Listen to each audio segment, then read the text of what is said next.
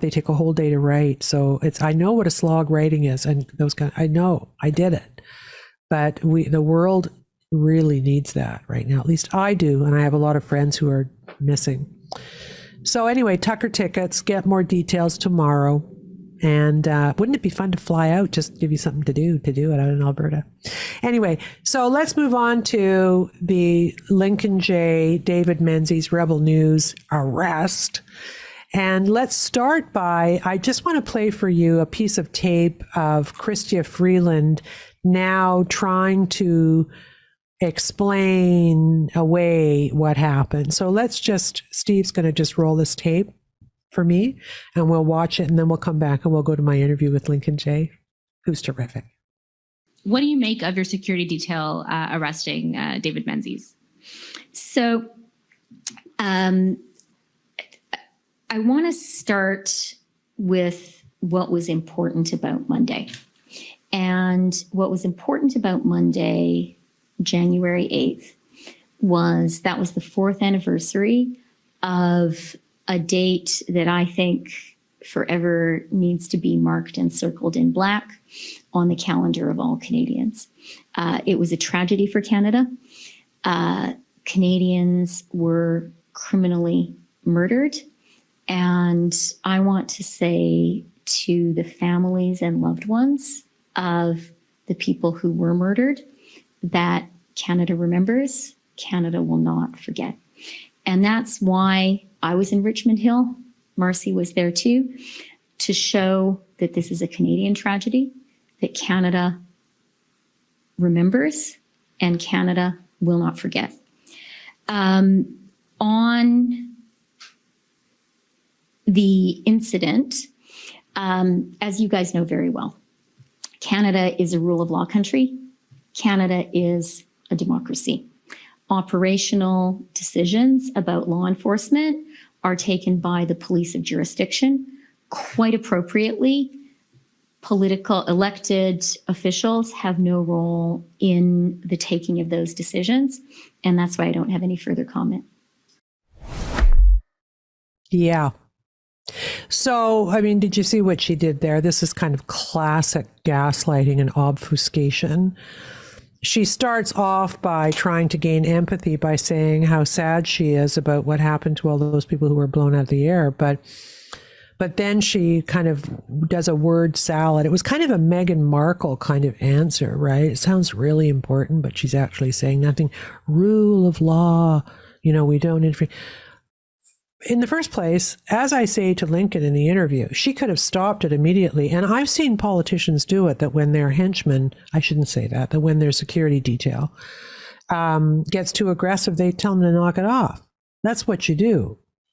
But she doesn't do that. She says, essentially she's saying that's not my job. They can do whatever they do and it doesn't have anything to do with me. And, just awful, awful answer. I don't know how, given how awful she is at public speaking, at public thinking, I don't know how she ever got elected in the first place. What the hell is going on? That's why this country is such an embarrassment right now. The fact that she is who she is, it's just, Anyway, that was to a very good question about an incident that our guest today caught on video. That's the hardest. I've been working with Rebel for 3 years now.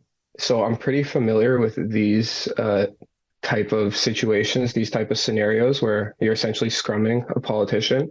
Well, with this particular incident, we went there we didn't know that Chrystia Freeland was going to be there. We didn't know that Justin Trudeau was going to be there.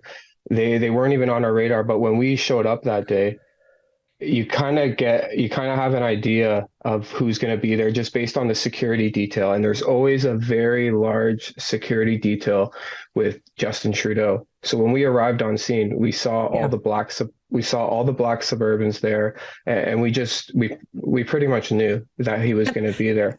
Can I just stop you for 1 second on that point? Because I want our listeners and viewers to fully understand the suburban addiction that attends this government and its ministers, right? I was told by the Prime Minister's brother that Justin is absolutely in love with these giant motorcades and all the hoopla that goes with it. And I'm assuming you guys have experienced that firsthand. Is that what you're describing there? Yes, yes, and there's tons of them also. It's, Like yeah. like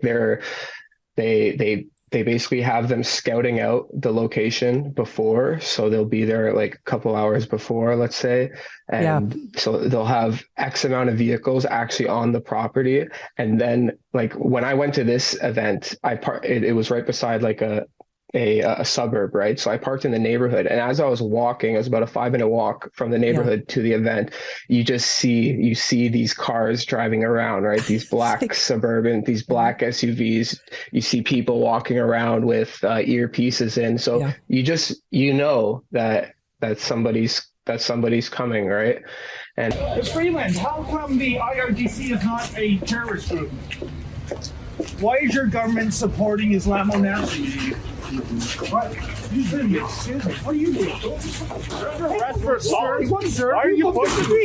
You're under arrest for assault. You're under arrest for assault. Police, you're under arrest for assault. How am I under arrest? You bumped into me. You pushed into me. I was just scrubbing. I got my credentials here, and you just bumped into me. So excuse me. You're under arrest. What is your name and your badge? What is your name and your badge? You've been told you're under arrest. Why am I under arrest? He brought my way. What? I was just scrumming Chrystia Freeland. I'm a police officer. You're under arrest. What is your name and your badge number? Assaulting a police officer. How is that possible? Okay, because you assaulted me 3 years ago when blackface was back. I was very aggressive. You mean I was asking questions aggressively? No, your actions were. You were almost pushing everybody over. That's what it appeared. Lincoln, you got this on video, right? He's saying I'm pushing people over. Yeah, that's an absolute falsehood. There were feet were shuffling. So now it appered that way. That's what you're saying, officer. It appeared I was pushing people. I didn't touch a single person. That was a little bit aggressive for what was happening. Get that. You're under arrest. Please take the microphone out of my face. Well, I'd like an ongoing record of this. Can I have the microphone? Can I have the microphone? Can I have the microphone? Can you give? I'm not. Officer, take your hand out. Why am I under arrest? I'm just doing my job. Stop resisting. You don't need to resist. I don't have. You don't have to say anything. You know the drill. I have nothing to hide, officer. Welcome to Blackfaces Canada. This is what they do to journalists. I was merely scrumming Minister Freeland, and a RCMP officer blocked me, and evidently this is now a trumped-up charge of assault, folks.